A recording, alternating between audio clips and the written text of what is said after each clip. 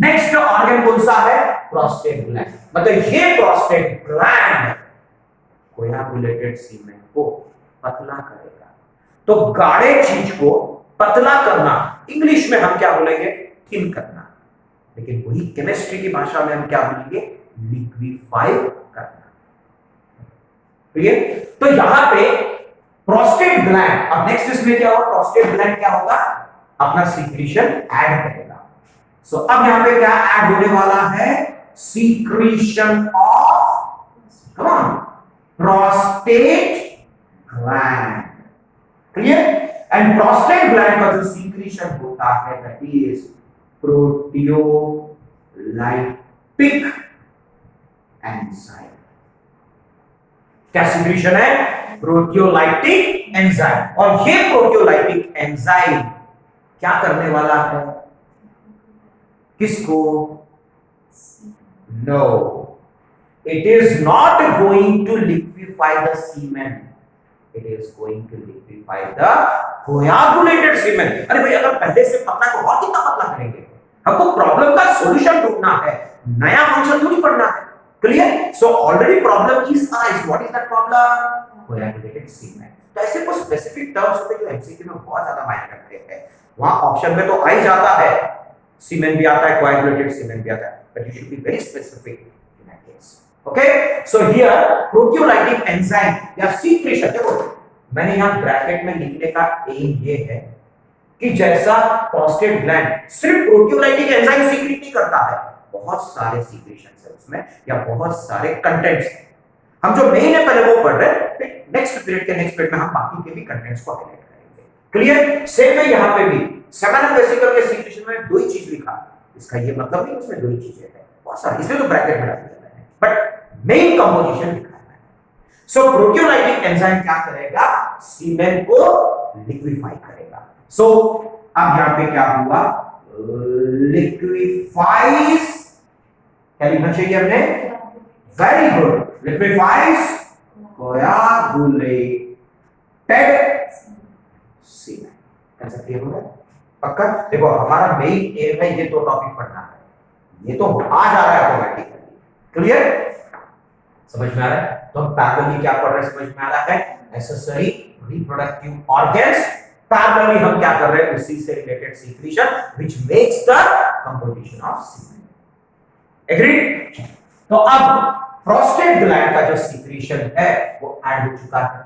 अब यहां पे सीमेन बना, अब यही कोएगुलेटेड सीमेन यहां से पास होगा, इसलिए देखो डट छोटा सा है, बड़ा डट होता तकलीफ होता उसको।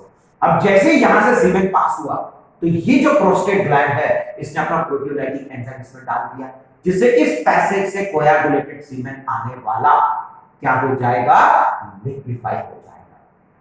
अब आप बोलोगे सर अब प्रॉब्लम क्या है?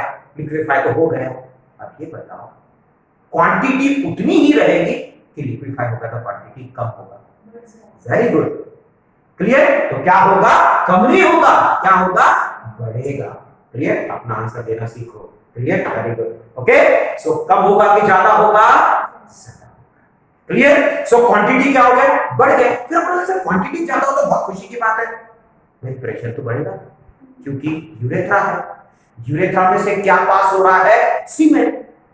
अब जब सीमेन इसमें से पास हो रहा है, जब लिक्विफाई होगा क्वांटिटी बढ़ेगा, तो यूरेथ्रा में सीमेन का क्वांटिटी बढ़ने की वजह से यूरेथ्रा में क्या आएगा? प्रेशर आएगा। जैसे ही प्रेशर आएगा जो स्पर्म्स है वो यूरेथ्रा के अंदर के दीवार को घिसते जाएंगे, तो डैमेज होने का चांसेस बढ़ेंगे। या तो प्रेशर बढ़ने की वजह से स्पर्म के ऊपर दबाव आएगा तो स्पर्म के डैमेज होने के चांसेस है। क्लियर? तो यहां पे ये जो क्वांटिटी बढ़ने की वजह से या तो स्पर्म क्या करेगा? दीवार को घिसेगा, या तो दबाव आएगा जिससे डैमेज होगा कि होने के चांसेस है। चांसेस है बिकॉज़ ऐसे सही है, मदद होनी है। क्लियर? तो यहां पे सिर्फ चांसेस है। तो क्या प्रॉब्लम अराइज हुआ है? Quantity increases, thereby pressure increases। बराबर? अब प्रेशर बढ़ गया, अब प्रेशर बढ़ने की वजह से जो अभी आपने प्रॉब्लम डिस्कस किया है कि ये हो गया यूरेथ्रा। जैसे प्रेशर बढ़ेगा, प्रेशर का मीनिंग कई बार आपने ब्लड वेसल में ब्लड प्रेशर भी पढ़े होंगे, pressure exerted by the blood against the inner walls of blood vessel. तो obviously inner walls of pressure मतलब क्या हुआ, अंदर की दीवार को घिसेगा। सेम लॉजिक यहां पे होने वाला है कि यहां पे सीमेंट भी दीवार को घिसते जाएगा, जिससे स्पर्म भी दीवार को घिसेगा, तो डैमेज होने के चांसेस है। तो ये अब कुछ दूर जाने के बाद, अब यहां पे कुछ दूर जाने के बाद यहां पे ड्रमस्टिक लाइक स्ट्रक्चर्स होते हैं। ड्रमस्टिक लाइक हम सुना, बैंड बजाने का स्टिक, क्लियर। बैंड बजाने का स्टिक पे एक बल like round ball like structure होता है और एक स्टिक होता है, सेम यहां पे। तो ये जो ड्रमस्टिक लाइक स्ट्रक्चर है, this is called as Cowper's gland. क्या बोलते हैं इसको, काउपर्स ग्लैंड। अब ये काउपर्स ग्लैंड करेगा क्या, चलो और एक लॉजिक देता हूं मैं आप लोगों को। जैसा हम गाड़ियां चलाते हैं, बाइक्स चलाते हैं, अब कभी कभार इंजन जाम हो जाता है, तो गैरेज वाला क्या बोलता है, उसमें ऑयल डालना पड़ेगा। भाई इंजन जाम होना या पार्ट्स जाम होना मतलब क्या हुआ, वो एक में को घिस रहे हैं, बराबर।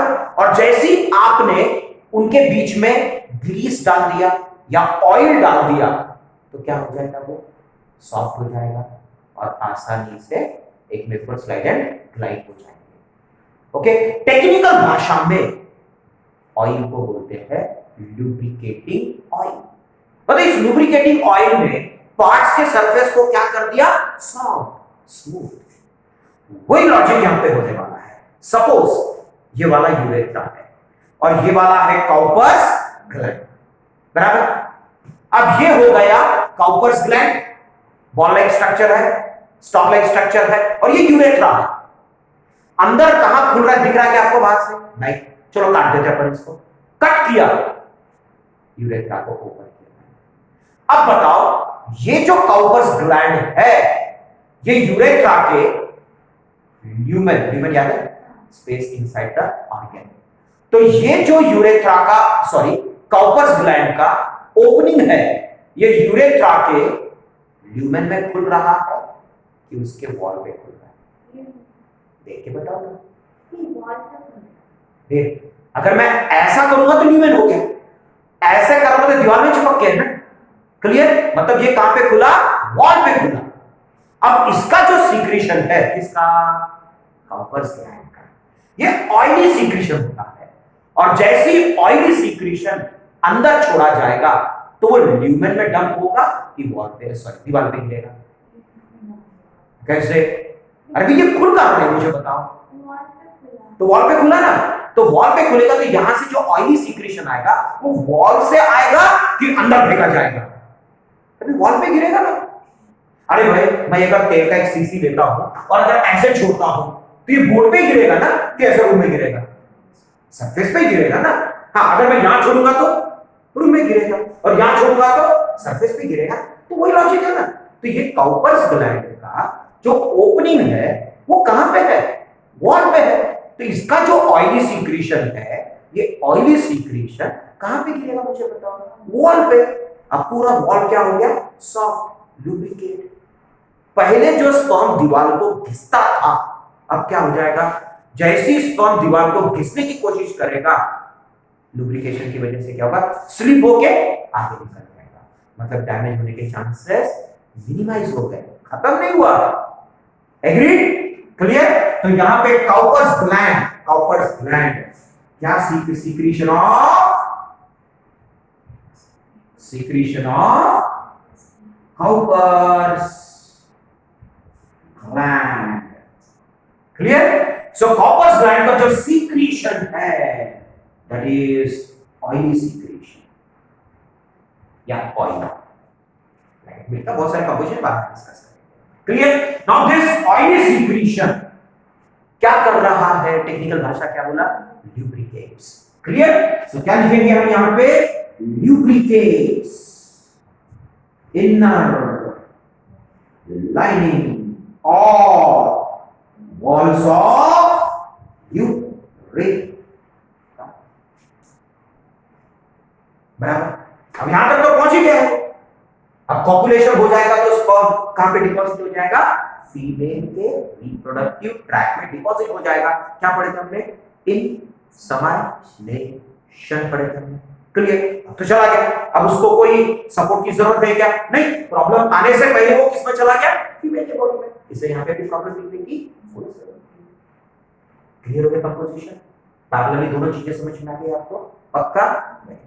अब आते वापस अपने यहाँ पे।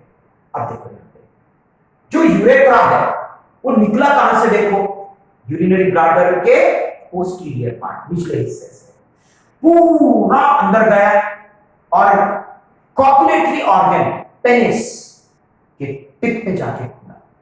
मानते हो? अब एक एक पार्ट यूरेथ्रा के एक एक पार्ट को यूरेथ्रा का ये जो हिस्सा है ये कौन से एसेसरी रिप्रोडक्टिव ऑर्गन के अंदर है? देखिए बताओ। Prostate gland. मानते हो बात को? कहां पे है?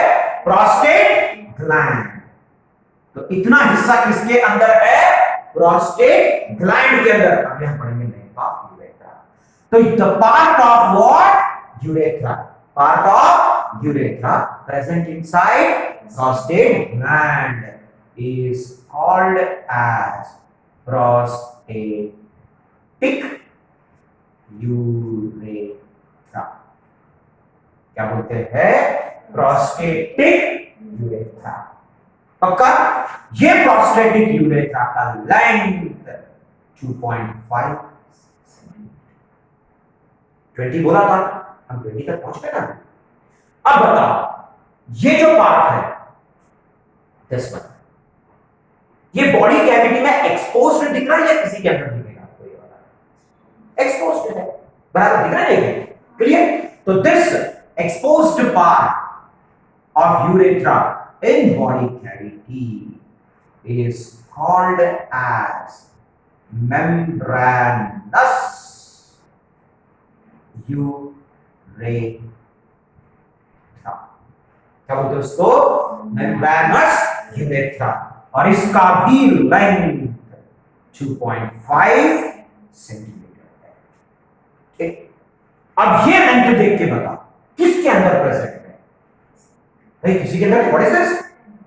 जो कि पेनिस। ओके, सो ये जो पार्ट है it is present inside the penis. किसी के अंदर बोलिए, ये पूरा पेनिस बताया था मैंने आपको। ओके, अब यहां पे the part of urethra which is present inside penis is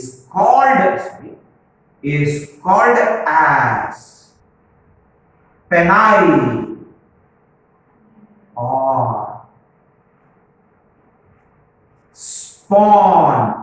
spongios। ये क्या है? जब हम पेनिस का स्ट्रक्चर पढ़ेंगे तो क्लियर हो जाएगा। ओके, पेनाइल और स्पॉन्जियोस यूरेथ्रा।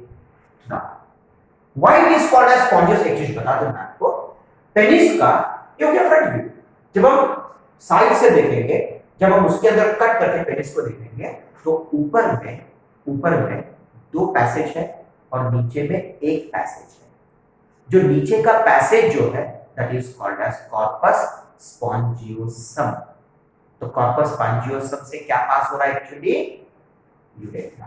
तो यूरेथ्रा पेनिस में से पास नहीं हो रहा है, पेनिस के कौन से पार्ट से पास हो रहा है? Corpus spongiosum. बट ये हम तभी पढ़ पाएंगे जब हम पेनिस का स्ट्रक्चर कट करके